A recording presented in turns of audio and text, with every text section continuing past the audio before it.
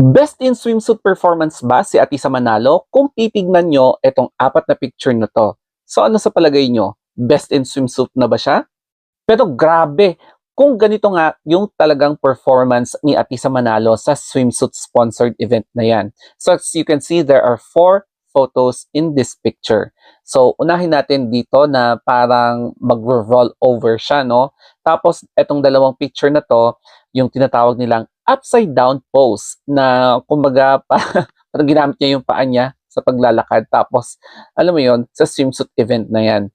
And ang pinakamatindi sa lahat ay etong pa-split niya. So, sa harapan na pa-split, ayan, yung talagang nakabuka ka, no? So, kung ganito yung magiging performance niya sa mga susunod na swimsuit-sponsored events, marami talaga ang masyashock sa kanya at mapapanganga. Pinost pa mismo talaga ni Atisa Manalo sa kanyang personal Facebook page wherein ang sabi niya sa caption ay, "Did you watch my performance?"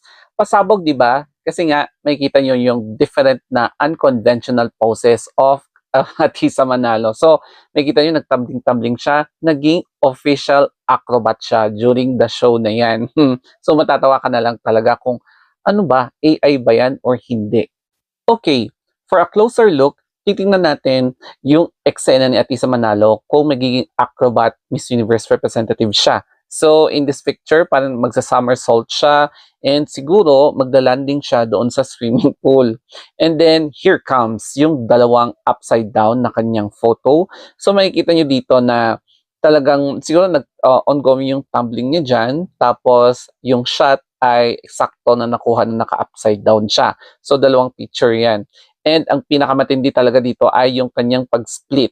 So, siguro no, pag ganito yung magiging ginagawa ni Atisa Manalo, tsak talaga na papaboran siya ng mga pageant fans. Especially kapag walang bearing yung swimsuit competition na to. Or swimsuit event lang, pero hindi siya competition.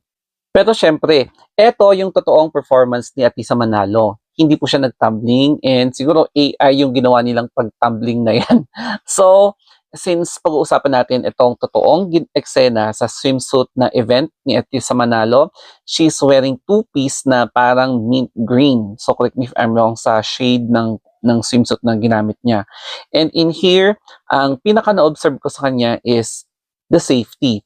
It's because medyo makipot yung daan, yung dinadaanan nila, tapos nasa resort sila. So, basically, medyo may parts na basa.